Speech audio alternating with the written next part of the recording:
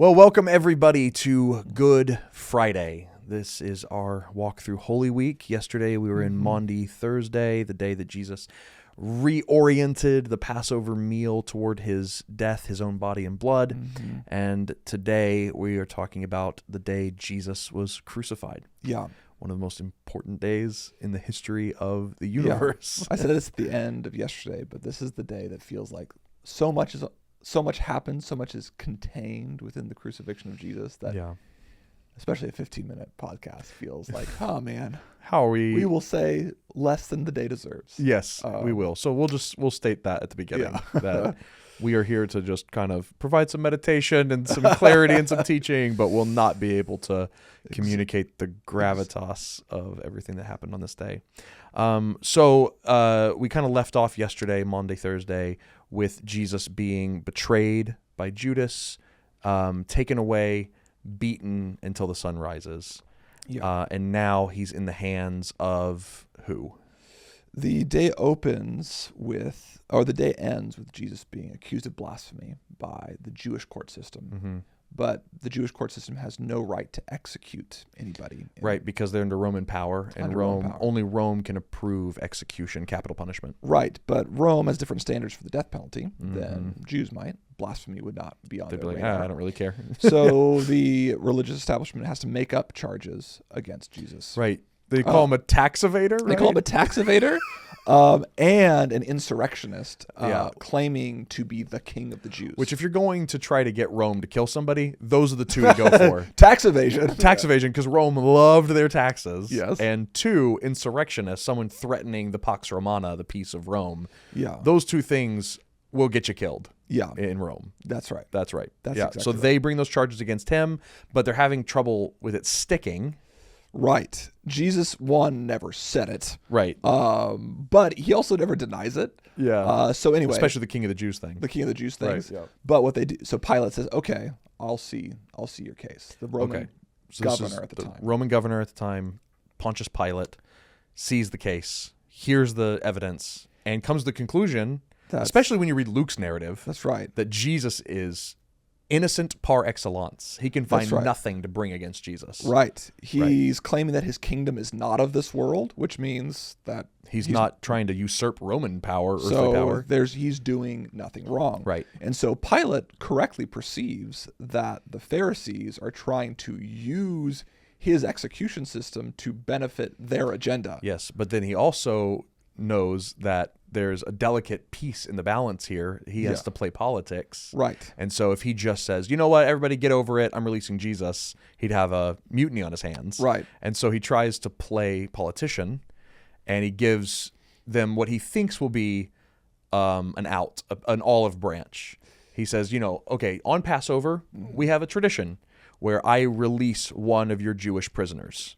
That's right. Right? And so he says, should I release to you this known insurrectionist named Barabbas, who was actually guilty of killing and marauding, and he was a terrorist. He was a terrorist, but he was trying to do the same thing Jesus was, but in a different way. He was trying to bring about the downfall of this evil kingdom, but through violence and wickedness. And surely they won't take this marauder over this Jesus. Who should I release from prison, Barabbas or Jesus? And they choose Barabbas. Yeah, they choose we always choose Barabbas, don't we? And we always choose choose a little bit of force, a little bit of self-sacrifice. Yeah, exactly. A couple of interesting things that about this is, one, that I think Pilate is doing this to expose their motives. Oh, that's cool. Because he knows that they're trying to use him. Yeah. And so he's saying, well, then I'm just going to out you for what you really are. Right. This isn't about actual justice for insurrectionists. Otherwise, you'd actually keep the insurrectionists prisoned. This He's like, here's a person who has the same claims that you're charging Jesus against. What do you want to do? I'm going to force you to be a hypocrite. That's right. That's clever. He's very clever. Yeah. And then on a kind of theological divine coincidence note, do you know what the name Barabbas means? No. Son of the Father.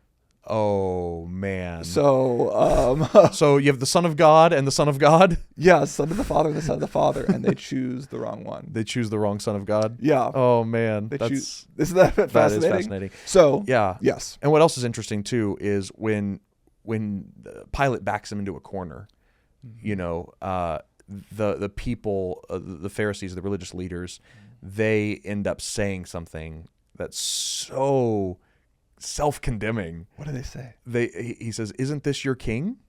And they say, "We have no king but Caesar." That's right. They throw all of their political allegiance, at least publicly, behind Rome, and completely abandon the messianic quest in that moment. That's right. Which is just heartbreaking to read in the biblical narrative of a search for a king, Yeah. to finally have the king that they've been waiting for standing before them, and then to look at him and say, you know what, never mind, we have no king but Caesar, crucify Jesus. Yeah. And they get a mob to help them in this.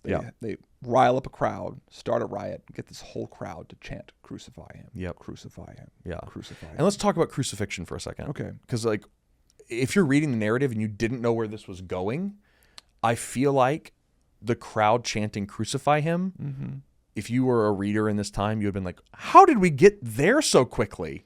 How did we get to the most inhuman form of execution that Rome has to offer? It was that kind of execution was reserved for criminals that needed to be made an example of. Yeah, that wasn't the standard way they killed people. No, it was that was the extraordinary case. Yeah. And so, I mean, I'm just trying to inhabit the mind of a first century person. The best, the visceral reaction that I have to the word lynching, is probably the closest visceral reaction we can get to crucifixion. Right. It's this public spectacle. Yes. It's a form of execution that's a spectacle and makes an example of, but shames the person being killed while also being done to some extent for the entertainment of others watching. That's right. To get just a little graphic. Yeah. And Jesus was spared this because of the Sabbath. Yeah. His body was taken off the cross after he died. But typically, what would happen was these bodies would be left up on the crosses as these prolonged symbols of what happens when you cross Rome. Yeah. So it's the road to the Pax Romana was paved by 1,000 crosses. The only way they kept the peace was by under threat of violence, by wielding death. And so much so that these people that would hang up on the cross, often their bottom halves would be eaten by wild dogs. Crazy. And it was just this horrible, disgraceful, shameful way to die. Yeah. And so for the Pharisees to wield and request the worst weapon of Rome is just one of the craziest scandals I've ever seen. And because I think for us, cross just kind of goes right over our heads. But I just wanted to land for a moment on what Jesus was being confronted with. Yeah, it's very heavy. Yeah, it's very heavy. But perhaps more surprising than the Pharisees' willingness to execute one of their own is the way that Jesus's death is also subverts everything about the crucifixion. When he is carted off to be crucified, the Roman soldiers start torturing him. They put a crown on his head of thorns, right? They put a purple robe on him. They put a scepter in his hand made out of reeds, and they all bowed to him. He said he was the king of the Jews, and so they're mocking him for this claim. Yeah. But then the gospel writers will also say that when Jesus is finally hammered into the cross, he's lifted up or raised up, which is the same type of language that kings would have been described by when they are raised up to their throne. Right. So if you've been paying attention to the narrative so far, Jesus has said all the way back when Mary anointed his feet that he must die in order to be the king that brings life. Right. And he rode in on the king's animal, and his journey to his throne has been there ever since. Right. And so he got his crown, he got his robe, and now his throne is a cross. Yeah. And he transforms this public image, this public shaming device into a place of enthronement to show that he's going to bring life from death. That's right. And then nailed like above his cross is a sign, Jesus, King of the Jews. Yes. Right? That's like right. There's even an inscribed title on his throne. Yes. And it makes the religious elite uncomfortable because they say take it down. They said no. He said they said it should say he said he is the king of the Jews. we don't think he said that. Yeah. He's like, I've written what I've written. I've written what I've written. Oh, it's too good. It's really good. He was a clever little guy. He's like, for as politically expediency and cowardice, he was clever. Yeah. We're not like on Team Pilate here. We're not on Team Pilate. Okay, so, interesting. Yes. When he's on the cross. Yes. He does some things that are very memorable. Yeah. The one that most of us think of is that he forgives his tormentors. Yeah. Father, forgive them, for they know not what they do. Right. And then in another story, he is hanging on his cross next to two other people also tried for insurrection. Mm-hmm. And one of them's mocking Jesus, and the other one is sympathetic to Jesus. Yep. And Jesus turns to him and says, "Don't worry, today you will be with me in paradise. Yeah. You'll be with me in my new kingdom." And then after this moment is the moment when Jesus dies. Yeah, he says, "It is finished." It is finished. Yeah. It is finished. And then he dies. Yeah. And then the curtain in the temple, right, where he was just a few days earlier, where this whole thing started, yep, splits in two. Right. And that curtain is the place in between the priests of God, the people of God, and God's presence, the mercy seat. Yes. Right? So once a year, behind that curtain, there's a special box called the mercy seat. Yep. And this is in the Holy of Holies. Holy of Holies. Yep. Yeah. The most sacred place within the temple. And once a year, the high priest, Caiaphas, would have gone in there and taken blood and sprinkled it on there. And that would have given mercy to all of God's people. So it is packed with a lot of very interesting irony, but deep symbolic significance that Jesus' final moments is spent forgiving his tormentors, those responsible for his execution, a fellow insurrectionist, and then the mercy seat in which Caiaphas has asked God to atone for his people's sins is now potentially atoning for Caiaphas's if he would accept Jesus' death. Oh my gosh. He doesn't. But that's what Jesus is doing in that moment. Yeah. He's saying, because I have died, I'm the blood that's sprinkled on the mercy seat by the high priest. Right. And anyone who desires God's mercy can have it. That's the death of Jesus is good news. Friday is good because that death provides forgiveness for those who killed him. He, the way Isaiah says it, he was pierced for our transgressions. Oh, right. He was crushed for our iniquities. And think about that language. Our iniquities. Whose iniquities? Israel's iniquities. And he's a prophet. He's the religious establishment, right? Isaiah, Jeremiah, these people are part of the court system. Our iniquities, the punishment that brought us peace was on him. And by his wounds, we, God's people, are healed. So, Isaiah's predicting this suffering servant, this anointed Messiah who would be punished for the things that we should be punished for. Yes. But it's not, what's interesting is it's not that, he got the punishment instead of us only. It's, but by his wounds we're healed. It's not, he got wounded and I didn't. Right. It's, I have festering wounds already. But I get to be in paradise? But I get to be healed and be in paradise. It's like, it's not only do I escape death, but I get a kind of life that I would have never expected. Get resurrection life. Right. That you get that. It's like I've heard one person say, like, I think we think about, like, if this is equilibrium, and for our audio only listeners, I'm holding my hand up kind of middle of my body. And we start right next to zero, you know, and as we sin, we dip down -1, -2, -3. We keep dropping down and down and down. And we think that Jesus' death brings us back to zero, back to equilibrium. Right. And in fact, what that would be, by his wounds, we're not wounded. Yeah. By his wounds. But he says, but by his wounds, we're healed. So sure, we're at -1,000, but when Jesus dies for us, we're not brought to zero. Right. We're brought to a healing we would have never received beforehand. Like without him, we are brought to this new kind of life that we would have never deserved. Yeah. Yeah. It's and I think what's amazing too, to come back to your point, is who is Jesus saving in this moment? Who is he surrounded by? Who is he offering this mercy to? Yes. It's not his tried and true, buddies who deserved it. Right. No one is around him who deserves this. Yeah, he's abandoned by all of his followers. Like, he's alone, except maybe for his mother. Yeah, and John. Yeah. He's alone.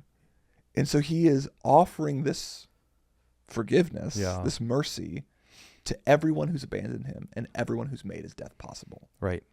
And it's like, that has to open up something in your heart. Like, yes. To be like, because I am an expert at disqualifying myself from God's grace. Yeah. I'm like, I think everybody else deserves it except me. And, but what it says is, it does not matter what you've done. Right. It literally doesn't matter what you've done. It doesn't matter how you could be responsible for killing God himself, and he would forgive you. And that's what's amazing, that he chose like someone like Paul. Right. Who did murder Christians. Yeah. And when Jesus met him, he said, "Why are you hurting me?" Right. Yeah. And it's a person like that Jesus not only forgives, but elevates and uses. Yeah. So it's amazing. The circumstance of the crucifixion, it shows you who is qualified to receive the grace that was earned on the cross. Right. And it's the very people who killed him. And go back to, why was Jesus so angry when he cleared out the temple? He was angry on one level because they were excluding Gentiles, people who would have, by virtue of their ethnicity, the Jewish establishment was kicking them out. But God's intention has been that all people, regardless of sin status, regardless of guilt status, could be accepted into his temple. Right. And so any boundary on top of that is angering. Yeah. Why would you put more barriers between me and my people when I don't even count guilt? Right. Their guilt in killing me against them. Yeah. No wonder he was so mad. No wonder he was so mad. He was so mad because he's like, you are excluding people I'm trying to show grace to. Yes. Yeah, that's beautiful. So it is finished. It is finished. Jesus dies. It opens up a path to all who will come to receive mercy from the mercy seat because of Jesus' sprinkled blood. And the Sabbath day is approaching. That's right. And the day that Jesus lays in his tomb. So they asked to take him off the cross so he can rest on the Sabbath. He's taken down off the cross and put in a borrowed tomb of a man named Joseph of Arimathea, right? Yep, Is that right? That's no. right. Is that right? That's right. That's okay. right. That was Simon Cyrene. That's the guy who carried the cross. Right. I was like, did I switch them in my head? No. Okay. So he's put in a borrowed tomb of Joseph of Arimathea, and he's laid to rest, and everybody goes home for the Sabbath. That's right. Morning. That's Good Friday. That's Good Friday. Again, I do feel the weight of what you said at the beginning. Right. I can't give word to there's a lot of what's happening here. There's a lot of different thoughts on why it's called Good Friday. Like, it's not a clear answer to why traditionally it's been called Good Friday. Some people say it's good because of what Jesus accomplished. Yeah. He gives mercy to people who don't deserve it, right, which is a good enough reason to call it Good Friday. It's good. Other people, and I think this is interesting, it's a corruption of God's Friday. Oh. And I was like, oh, that's fascinating. But it was like, this is when God does all the work. Like, this is the Friday in which God's new covenant with humanity, his mercy towards humanity, it's all being done. Wow. This is God's Friday. God's Friday. This is God's last act of work. I love that. I like that too. Oh, because so after the resurrection, spoiler alert, Jesus on the road to Emmaus. Yep. He says, I want you to look at all the law and all the prophets, everything in your Old Testament. Yeah. And in all of it, you can see why the Son of Man, why the Messiah had to die and raise 3 days later.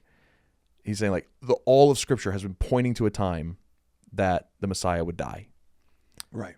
And God's been telling that story all the way to his day when he would make everything he promised and foreshadowed come true. Yeah. And that's why it's God's Friday, is because on the cross, Jesus finished everything God said would be done.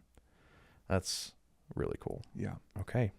That is Good Friday. Yeah. Tomorrow is Black Saturday or Holy Saturday. That's right. The day where nothing happens. Where nothing happens. Because Jesus is resting in the tomb on the day of rest, the day of Sabbath. So thank you for joining us today on Good Friday. We will see you again tomorrow on Holy Saturday.